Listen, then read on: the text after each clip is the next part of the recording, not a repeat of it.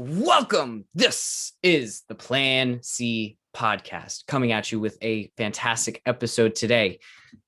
We are talking to some of the lawyers who are currently plaintiffs on the Supreme Court hearing for NCAA versus Alston. Basically, it's the first antitrust hearing for the NCAA since 1984. So really incredible stuff here. Basically it's trying to get athletes paid. And what is amateurism at this point? Who am I talking to? So talking to Patrick Bradford, Denver Edwards, and Braden Anderson. Denver and Braden were former college athletes and, really sort of have that firsthand experience of, playing and sort of studying at the same time. It's a fantastic episode. These guys are brilliant and just are able to break this stuff down in a way that's just really helpful and understanding. Make sure you are subscribing. Make sure you are following, whether it's on YouTube, Apple Podcasts, Spotify, Google Podcasts. We're all over the place. So make sure you are checking that out. I think this was a fantastic episode. The guys were fantastic and, really sort of helped me understand what's going on. There's always been a history of not paying college athletes in the institution of NCAA. So make sure you check it out. It's a great episode. Check out previous episodes. We have interviews, we have sports stuff, we have philosophy stuff, we have episodes where we talk about anime, everything. It's all on the table, as the Plan C description says. Thank you again for listening. And I just want to thank again, Denver, Patrick, Braden. Amazing. There's some pieces on the case, on the New York Times. I think Washington Post has done some of it, but, make sure you do some reading as well, just to get a better understanding, because this is only an hour of talking. And we're going to get into it. Thank you for listening. And I hope you're having a great day, evening, night, dusk, dawn, whenever you're listening. And let's get into it.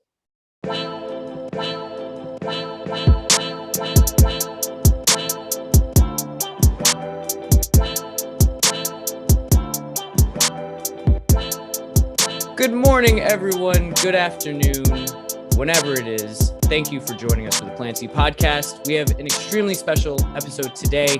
I am joined by three extremely talented lawyers, Patrick Bradford, Braden Anderson, and Denver Edwards. They right now are plaintiffs on a case at the Supreme Court, just about hearing, the case for NCAA athletes to get paid, because for a long time, the NCAA has restricted it for reasons that are kind of not explainable anymore, as, college athletics have been able to increase their revenue, since 2013, since 2003, college sports industry's profits have skyrocketed, jumping from $4 billion in 2003 to, now over $14 billion. How's everyone doing today? Doing great.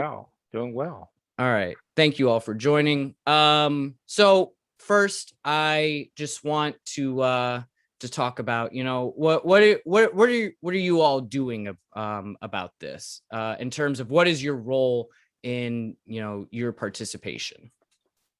So Colin, this is Pat Bradford, and my law partner Denver Edwards and I have a law firm, Bradford, Edwards, and Varlek, which we started about a year ago.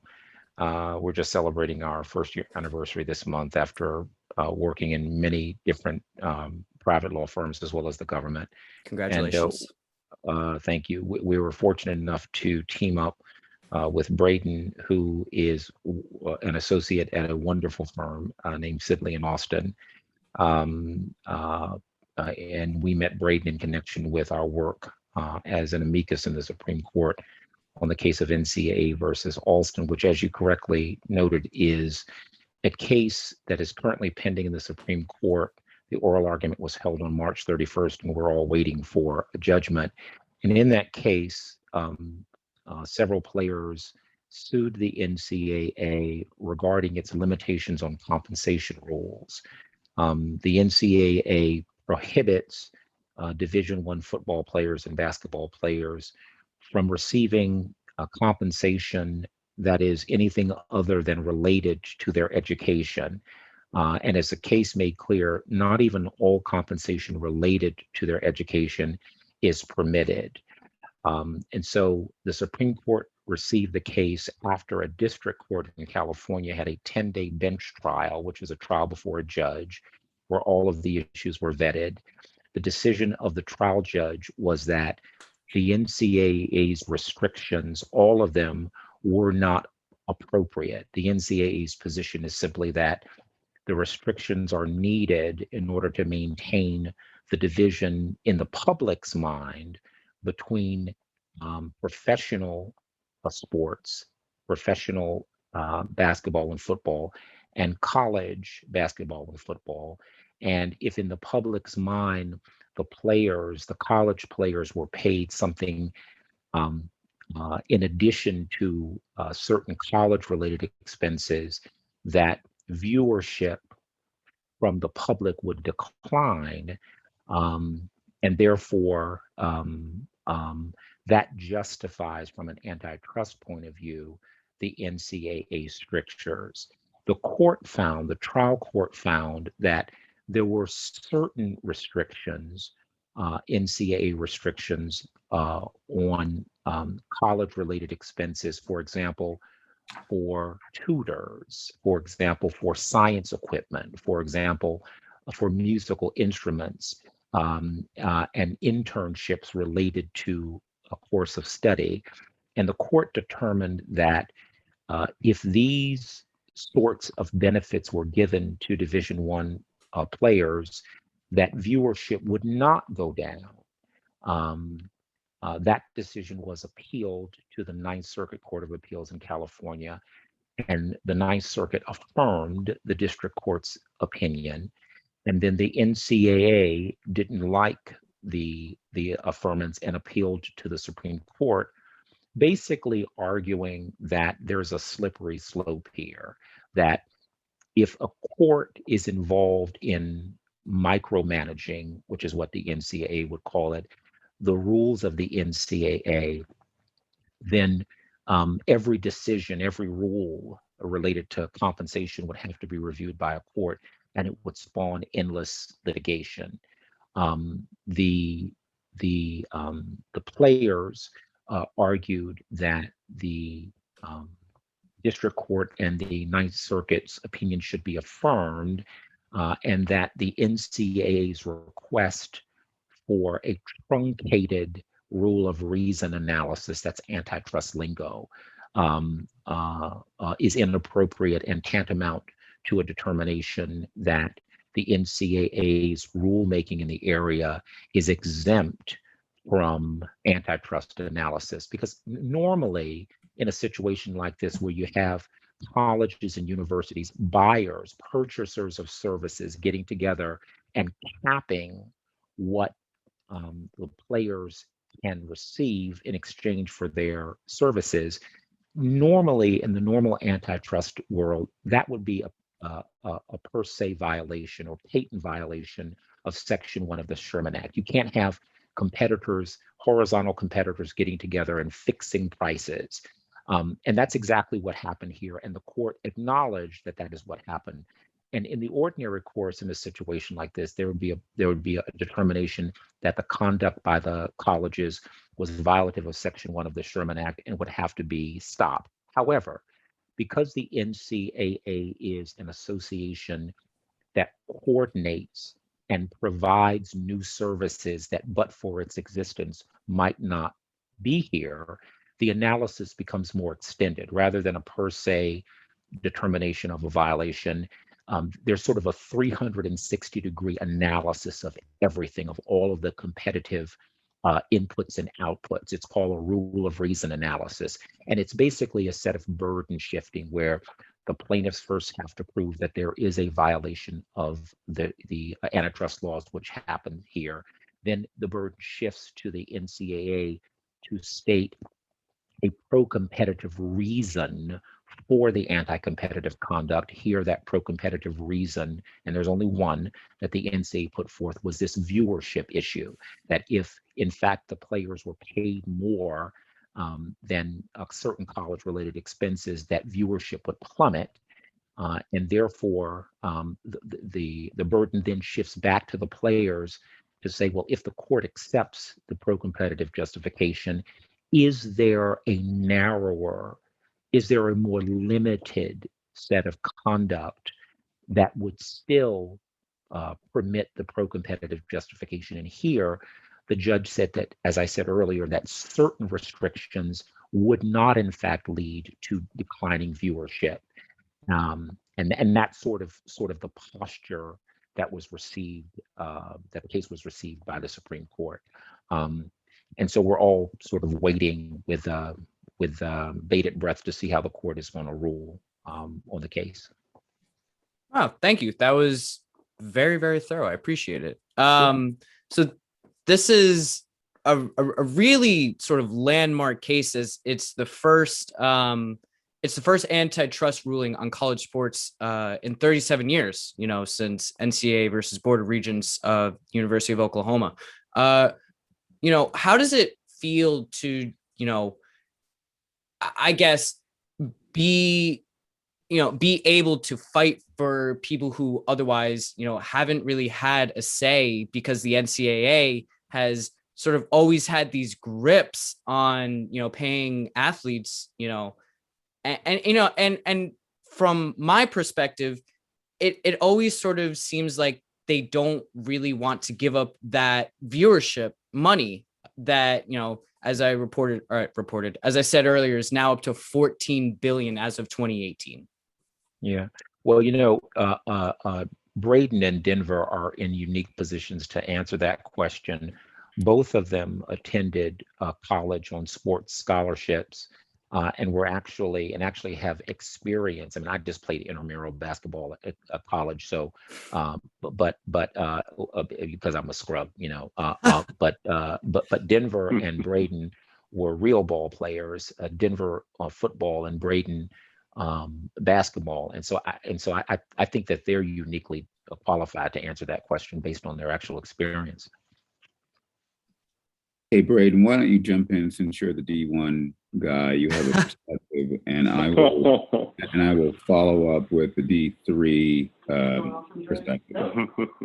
Just so your listeners know, Braden played Division I basketball for Fresno State, for Kansas, and for Seton Hall. So he's got a wealth of experience to draw on. Real quick, Braden, I read something really interesting about you, because, got to do my research. When you were playing, your last season, 2015 to 2016, is it true that you were the only active D1 player who was studying law?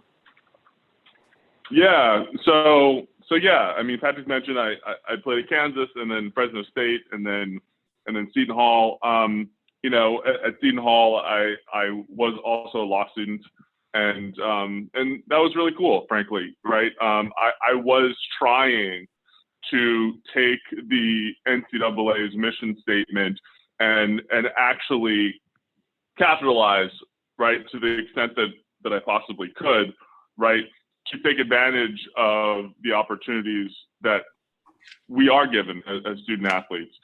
And, to that end, I did benefit tremendously from, from an academic perspective, and professionally from playing in the NCAA and in the college amateur system. Notwithstanding that, I still have to recognize the fiction, right, that the NCAA operates under, because my story and my experience, right, practicing law for, the sixth largest law firm in the country is just simply an exception, right?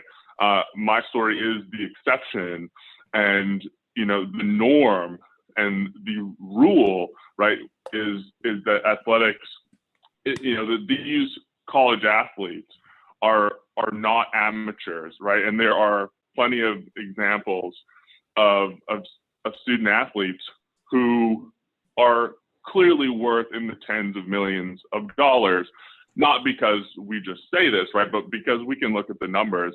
We can look at viewership, for example.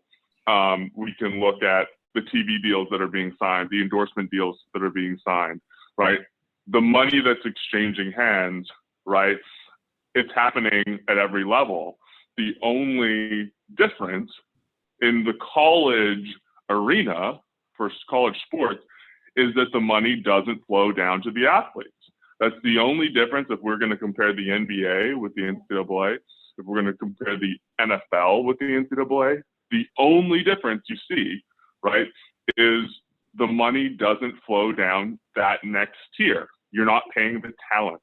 You're not paying the performers. You're not paying the athletes, right? And so because of that, you have huge margins, right? At the end of the day, if you zoom out and look at this, the only thing that's happening here is they're protecting their margins. When you don't have to pay the athletes, there's more money to go around. There's more money to go into the schools to build up the infrastructure, right? There's more money you can use that money to pay your professors. You can use that money to pay your coaches, ridiculous salaries. The highest paid basketball and football coaches in the country are college coaches, right? Yeah. Coach K, Coach Calipari, these guys make more money, and it's not close. If you look at it, no one wants to talk about this. It's not close. Nick Saban, not close. Yeah. Not close, guys. Not close. They get paid more money. And how? How? Is it because there's more viewership of Alabama games than of the New England Patriots? No, that's not why. It's because there are ridiculous margins. It's because they don't have to pay their talent. And so there's more money to go around.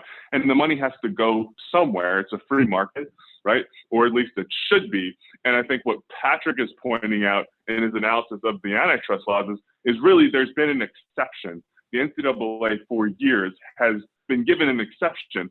And I think that for the beginning, for the beginning of the NCAA and how this whole thing started, it was an appropriate exception because, at least in my analysis, I'm not the greatest basketball historian or football historian, but my understanding is that at the very beginning, at the inception of the NCAA and this system, it really did operate that way, right?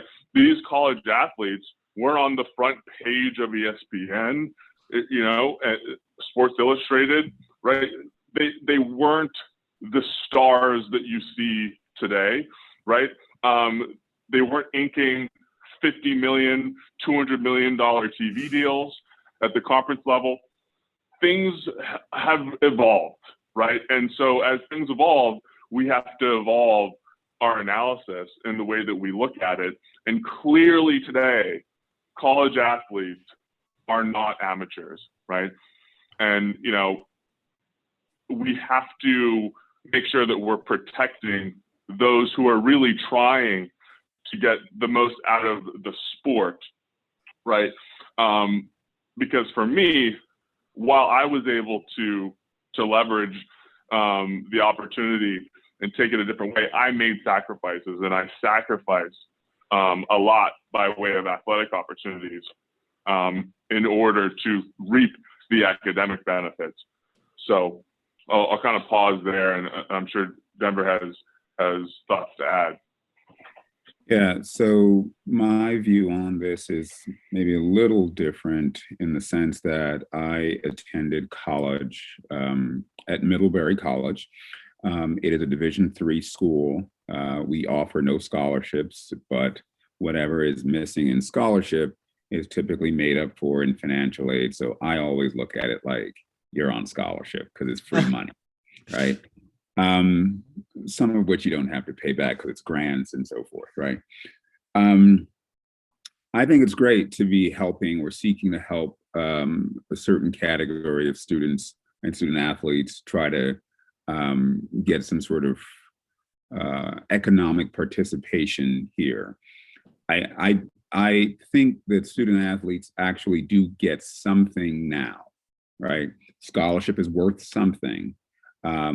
The fastest way to get into an Ivy League school is probably as an athlete, perhaps even a crew member or a javelin thrower. So we know that there are ways that the system benefits athletes. The question is whether it's enough. Right. It's sort of novel to me to think about getting paid because it just never was in my lexicon when I was coming up as an athlete. And there's so much unfairness in the system. We've all seen the movies, the documentaries where coaches are so abusive, where, you know, the Bob Knights of the world are out there throwing chairs at you, choking you, you know, things like that. So that's not really what you signed up for. And you think that because you're going to get an education relatively free, at least economically free, that, you know, you should have to tolerate that. Well, that's not really the way it's supposed to go. That's not the deal that we cut. In terms of the actual payment of an athlete, I've got some challenges with it because, you know, how do you administer it? Which is, I know it's a totally separate question, but administration and the complexity around that is a problem. My biggest challenge actually is if only 4% of these kids are going to make it to the pros, but you're having me put my body on the line as a football player anyway, my body on the line. I think I should be able to stay in school for at least 6-7 years until I get my degree. There should be a permanent requirement that I can pursue my classes until I get to my degree, and perhaps even give me a bonus by saying, you know, you get to get into graduate programs, you know, things like that. So I'm focused on what the solutions can be under the circumstances, not just the raw legal issue, and then, you know, try and find a way forward. But my general view is if I got to choose between finding a way to help these kids get paid versus the status quo, I'm always going to be on the side of helping people get paid. Yeah, no, that's definitely legit. And you brought up some great points that we're definitely going to hit later on in the podcast, just about like, okay, hey, you know, if we do agree to, what does this look like? Braden made a really great point about how, you know, coaches have made an astronomical amount of money, you know, as the revenue has spiked. You know, you look at in the 5 biggest sporting conferences, I think it's something like over 4,000 coaches earned a combined 1.2 billion, whereas financial aid for 45,000 student athletes in those conferences was less than $1 billion. And it's like, wait, so you have 10%, you know, less than 10% of, you know, of one sect getting much more money than, you know, this larger sect. Like, it's, I don't know, it's pretty nasty to me, especially when, you know, college athletes at a minimum probably average over 40 hours a week on athletic committees while in season.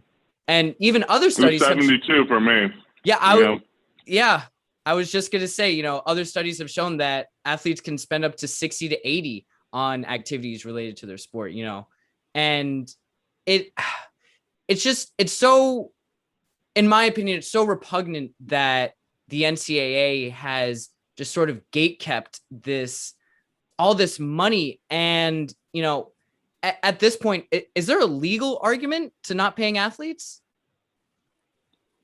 Well, the legal argument is the antitrust argument. The legal argument is the factual argument is that viewership or desire for the product, for watching the games on TV, will go down. And that's a standard antitrust analysis, because antitrust looks principally for consumer benefit. So if prices go up and harm consumers, if output goes down and therefore prices go up and harms consumers, if there's an erosion in the quality of service provided for consumers, if innovation is thwarted, these are the kinds of items that the antitrust law looks to make a determination about whether or not conduct is or is not violative of the antitrust laws. And if it is, in a rule of reason analysis what the final determination is going to be. And so during the Supreme Court oral argument, Justice Thomas asked one of the question related to Colin, to your question. His first question was he didn't understand why the enterprise could be deemed as an amateur enterprise if the coaches were making so much money. And the explanation given by the lead counsel for the NCAA was that there was a case dealing with capping the salaries of assistant coaches, and the determination was that that was violative of the antitrust laws, and so coaches' salaries cannot be capped. The only factual determination that continues to permit player salaries to be capped is this, in my view, legal fiction that viewership will plummet if the players are paid. Further, I believe that the fact that so many of the superstar Division I football and basketball players are African American, I think that there's sort of an insidious racism involved here, where it's easier to sustain this legal fiction because money is being withheld, significant money is being withheld from superstar Black players. 100% correct. Yeah. Yep. So you know, and this idea that somehow we can't imagine what it would look like if we paid the players. To me, that is ridiculous, because economic theory tells us that there will be a way. I mean, the same colleges and universities that have to pour over thousands of applications, coordinate thousands of interviews, you know, have these review committees that say, well, this person plays cello and is from Minnesota, so we're going to put a finger on the thumb for this white student, race having nothing to do with it. The complexity of the admissions process in general suggests that with billions of dollars on the line, there will, if the prohibition is taken away and the free market works for itself, there's no reason to believe that these universities won't come up with a way to compete for the talent of these players. Let me jump in there, because so first I'll say that it's a very common, it's the most common thing you hear. And first of all, the viewership thing it's nonsense. It's a crock, and it's kind of funny, really. I don't know how people say it out loud, and then like, viewership. How does that even? I don't really understand that. It doesn't make a lot of sense to me. If a student athlete playing for Kentucky or Kansas decides he's going to start his own, clothing company and sell it on Instagram, and he makes a couple bucks, that viewership's going to I really just frankly don't understand it. And in fact, it's the opposite will happen, because we will stop the fiction of not recognizing the stardom of these athletes. And I think it's going to draw more viewership, and that it will actually increase maybe 200-300%. But that as an aside, I think there's lots of different systems that you could employ to pay athletes. I would first just say, to echo what Patrick noted, capitalism's great, right? This is America. This is how we do things. If you're valuable, you get paid. If you are valuable, if you bring value to the market, you reap the benefit of that value. That's the whole goal. Right. You wake up in the morning, you think, how do I bring value to my company?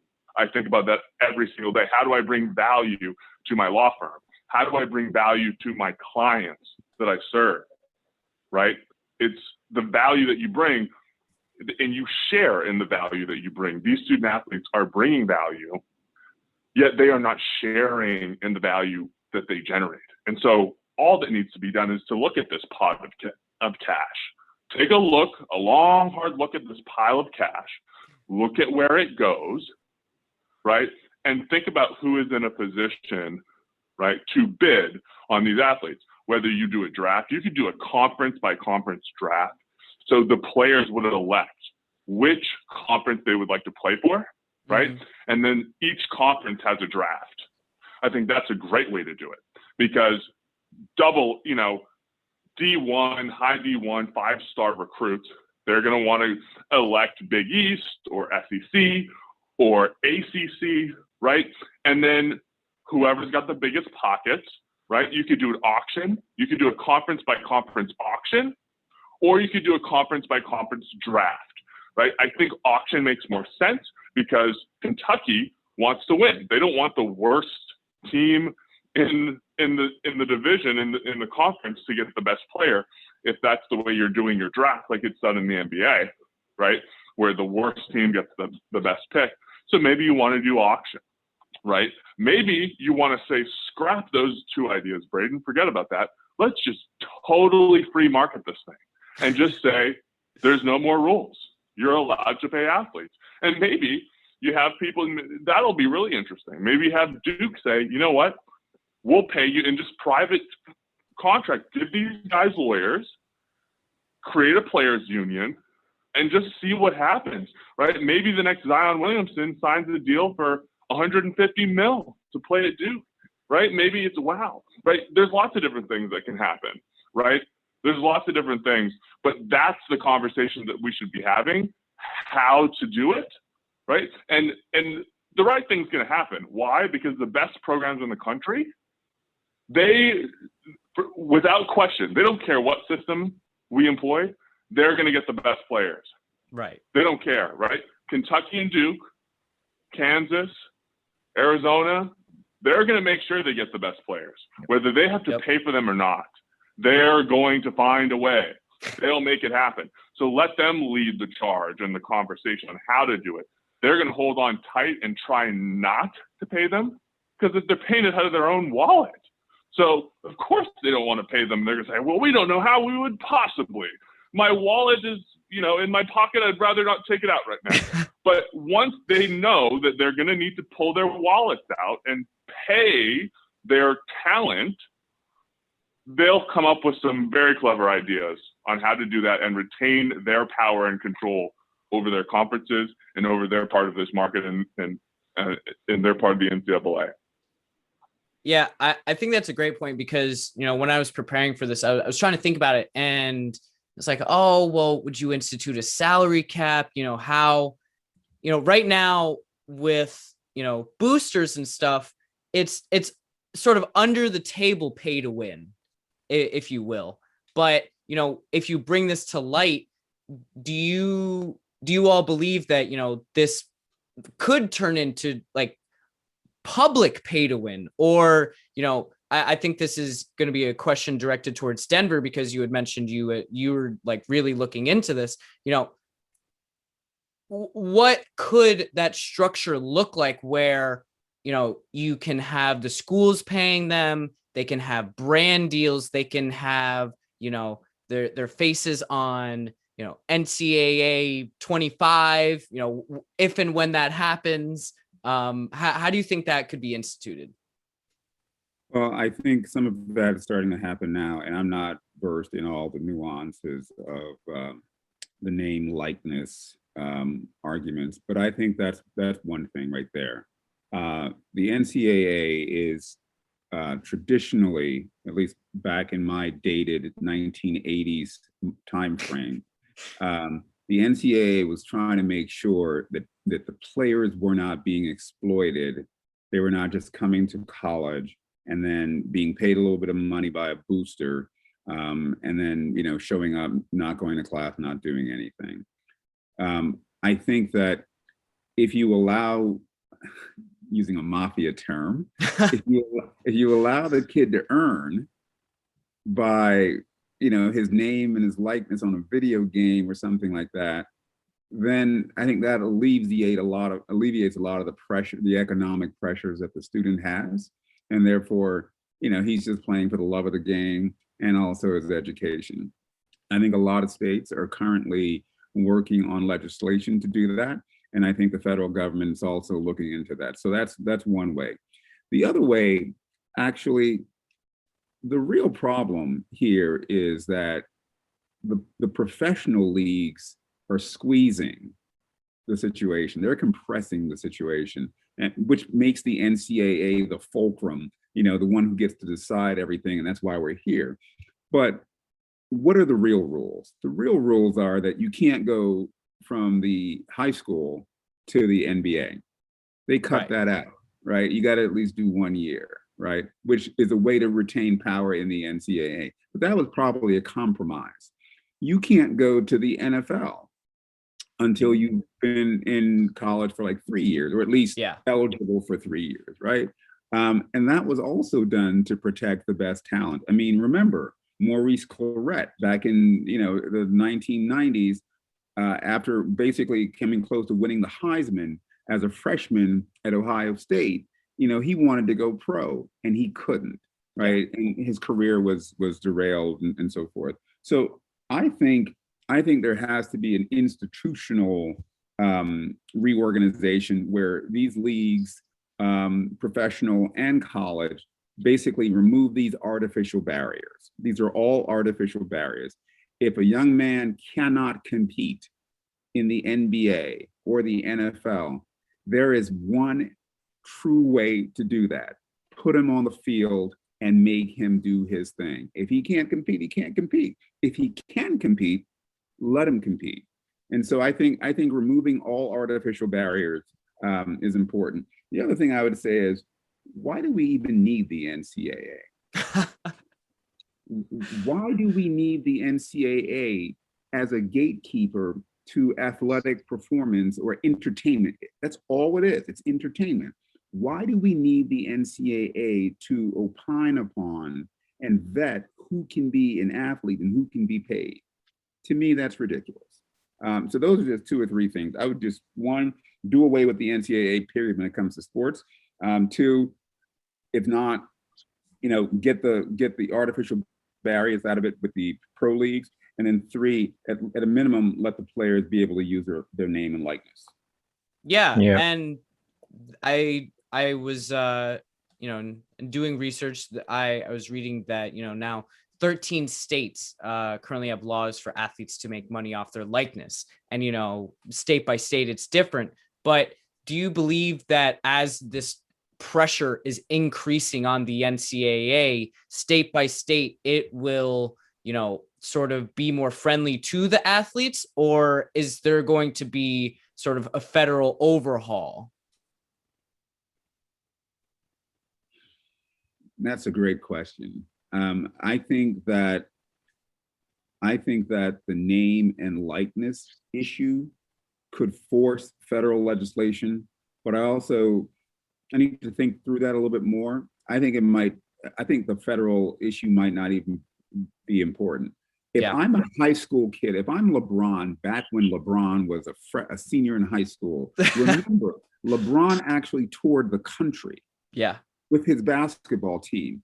Let's say that if I'm EA Sports and I want to pay LeBron a couple of $1 million to be LeBron in high school, right? I really don't think that the NCAA can do anything about that. And I would basically go off and be Mellow Ball or one of those guys and go to Europe and take my ball with me and all the skills that I have, and screw the NCAA. It's interesting, Denver, because my understanding is that at least at a certain point in time, it may have changed, that the NCAA rules actually prohibited high school players from accepting gifts and gratuities. And I think that there was a famous case where there was a freshman, I forget whether a college freshman, I forget if it was basketball or football. I think it was football. And while he was playing during his freshman year, somehow the NCAA found out that his high school coach had loaned his mother money to pay the lighting bill. Now she had paid it back. She'd paid it back, and it was many, many months before. But they considered that a violation. That in fact the loan had happened because he was a superstar athlete, and they sat him on the bench as a college player for a number of games. That was a violation. I mean, the thing that I didn't appreciate before working on the amicus brief was how total the NCAA is about making sure that the players get nothing. That the NCAA rules basically say to each player, we have total control over all of the money that you might earn. It's not just that we're not paying you the millions of dollars. You can't, for example, go back to your high school in the summer after your freshman year and get a job coaching the high school players so you have a little money in your pocket when you return in your sophomore year. The rules really prohibit them from making money, even money from situations that non-scholarship athletes would be able to make.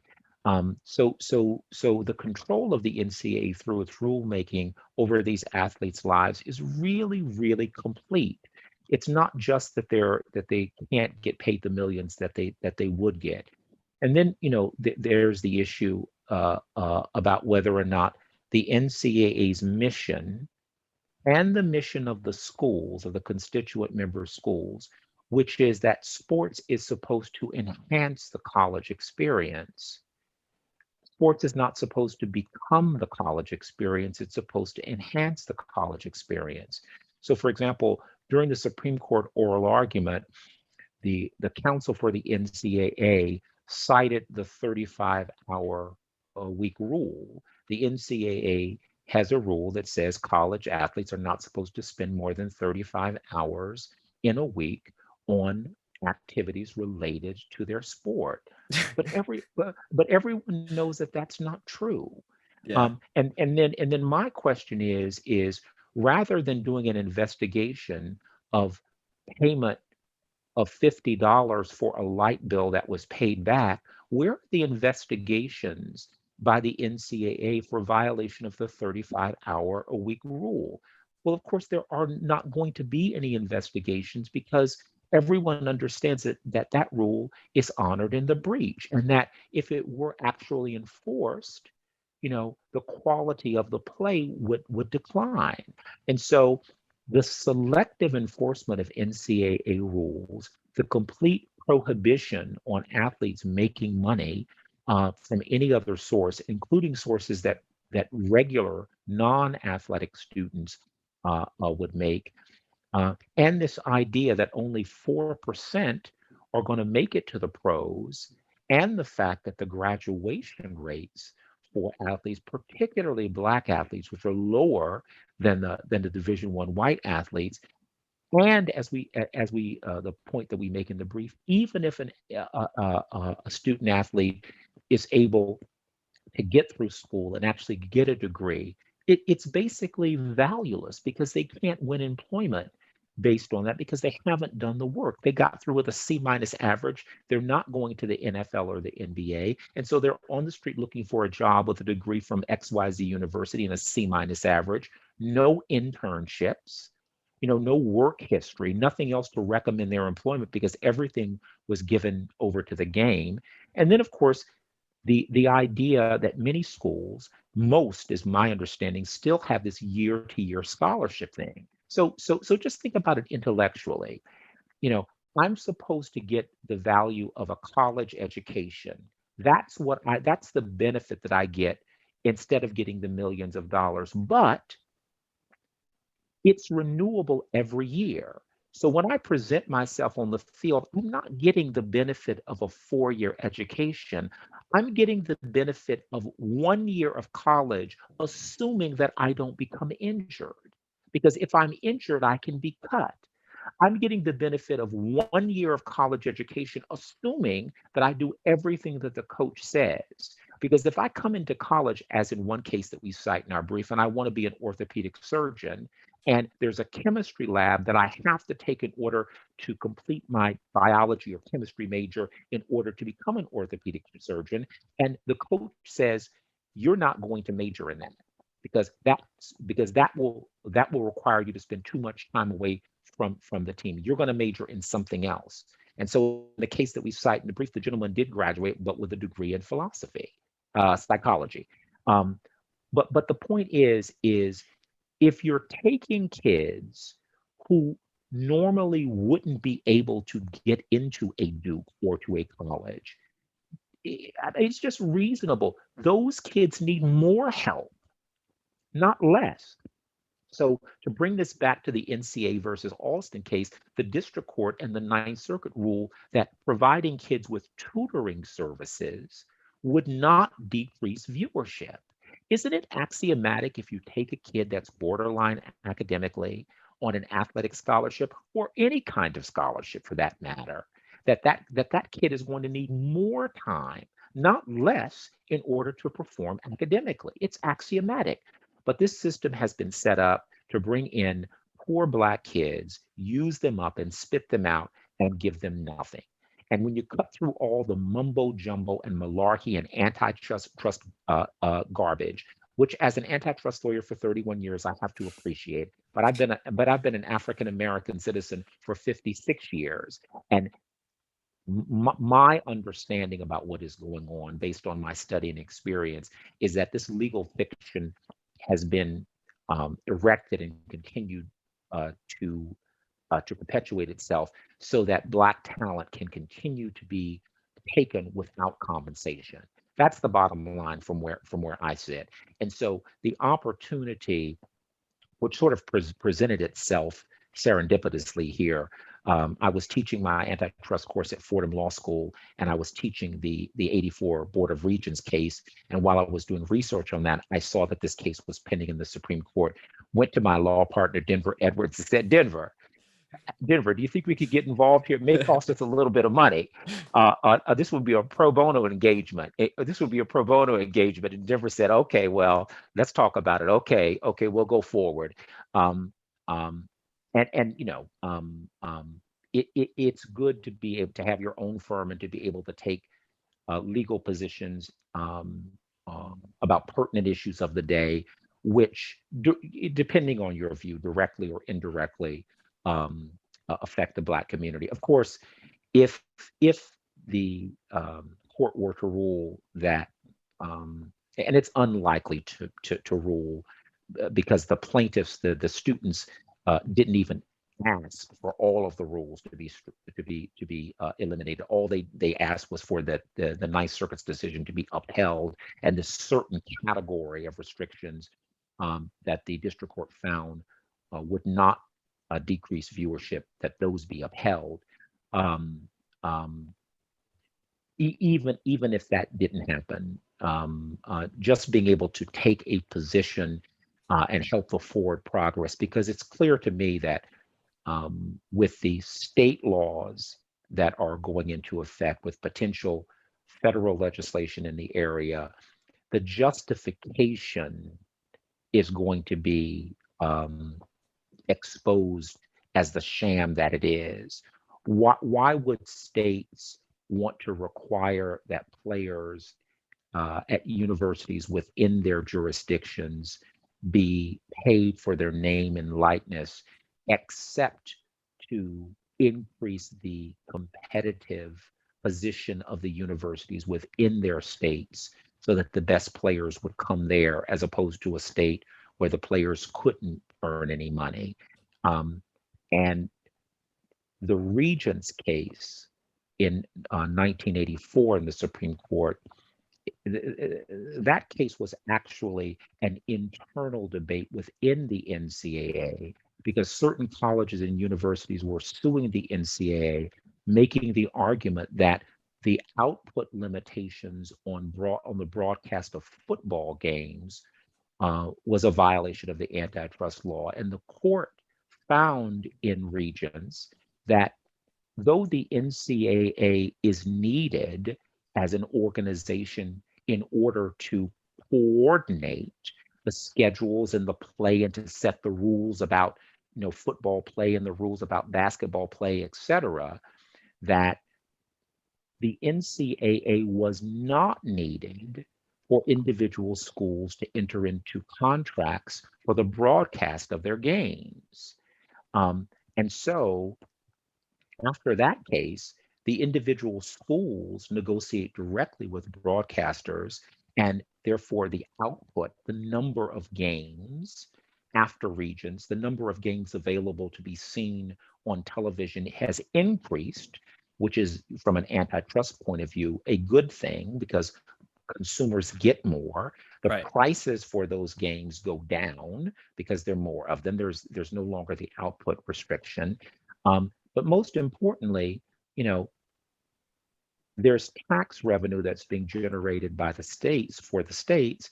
And so, the justification that somehow viewership would go down and therefore the schools would earn less money from, because state legislatures are saying that you have to pay the players for their name and likeness.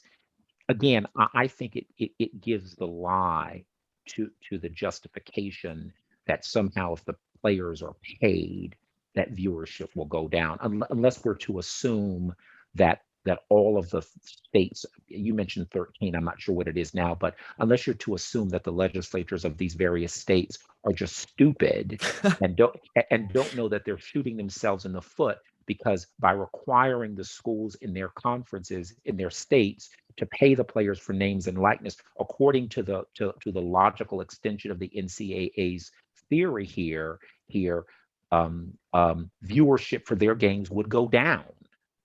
For their football games would go down.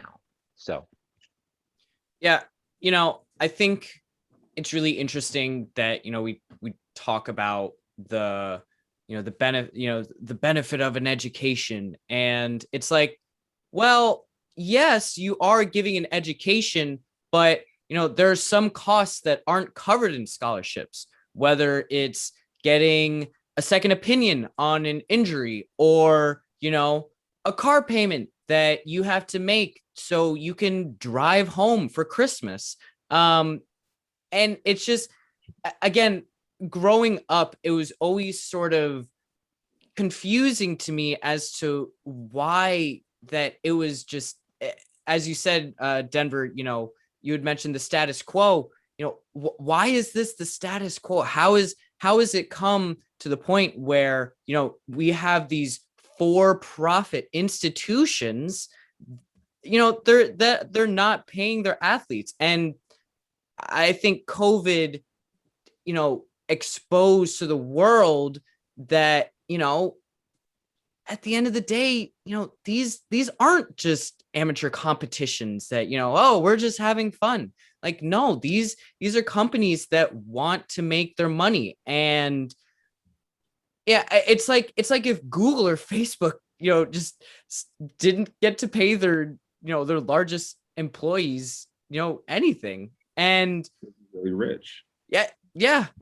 Rich. So let me jump in there for a second. Please. I think COVID has been very disruptive in a lot of ways, but it's actually clarified many things. You will remember that in COVID, they canceled certain football seasons for certain conferences. Right. And the Pac-10 or Pac-12 actually led the way, right? So your USC, UCLAs, et cetera, they basically said, we're not playing. Those schools, that conference has some of the better teams, not the elite teams anymore. And I hope the Pac-12 doesn't, no one from the Pac-12 hollered at me, but everyone knows the SEC is where the action is these days, and the ACC, with Clemson and Alabama, running the show, LSU, basically. all that, yeah. And LSU, right, exactly. LSU stayed in business, or the SEC stayed in business, and then ultimately, even the Pac-12 decided that they wanted to play. And I would agree with any argument that says that there was some top-down pressure, both from the former president, but also from the league commissioners from those conferences that said, no, we want to play. Partly to play, partly for the revenue. But the part of it that was also interesting to me was that the athletes wanted to play, because the athletes realized that this was their only way of earning potential revenue going forward, right? Draft stock, baby. There is pressure on both sides, because you know, the league, the professional league, they need film, they need talent, you know, evaluation metrics. And so they want to see you play. And the players also want to participate in the system. The whole thing is crazy. The whole system is crazy. It's an institutional problem, and the NCAA is just a little piece of it. The players getting pressure from its people, from their people, their families. You know, ACC or the AAU, you know, was a big problem in the past. They also have similar problems where they force kids to do things and the kids get nothing except a pair of sneakers. Yep. The whole thing is an institutional problem. And at the end of the day, I don't think anyone is really advising the student, the player, the talent about what his or her rights are. Patrick is completely right. Some of his points I don't necessarily fully adopt, but the ones that I do adopt is it's interesting the total foothold that the NCAA and the institutions have on the players' necks. It's really, really interesting to me because, you know, as a D1, a D3 athlete, I can go out and I can coach high school players, right? But Braden can't. Right. Why is that? We're both getting the economic value of a free education. We're both spending 60 hours a week on our craft, right? But why is it that there's much more of a sanction on him as a D1 athlete than a D3 athlete? I think there isn't enough asking, and this is to Patrick's point, there isn't enough asking, why are these systems in place the way that they are? Why? And I think when we step back from it and try to unpack that, I think we're going to see that there's, you know, exploitation, much, you know, like we've talked about here, where the athletes are not getting paid. The talent is not getting paid for the services rendered, for the entertainment provided. And when you do that, you're able to reap significant margins that perhaps do some good, buildings, subsidizing other sports, you know, paying professors. But that doesn't excuse the fact that the talent, the people who earn the revenue, do not get compensated. Yeah, that's a great point. And unfortunately, we have, I believe we have, you know, we're close to the hour, and I know you both are busy. So this was incredible and so enlightening for me because, you know, to see sort of some of the background stuff and to hear both of your opinions, I don't know. I just, again, I want to thank you all. And I know Braden had to get out of here, but, you know, thank you to Braden as well. And, you know, I hope to have all three of you on once, you know, there's some more clarity on this stuff, maybe, you know, later on in the summer, but this was incredible. Thank you both for being on. And Thank you. Thanks for Thank having you for me. the time. oh, Appreciate hey, it. thank you for your time. I really appreciate it. Talk to you later. All right, man. Take care. Bye-bye. Have a good one. Bye. Bye. All right, everyone. This has been a fantastic episode of the Plancy podcast. Make sure you are continuing to follow, you know, us, whether it's on Facebook, YouTube.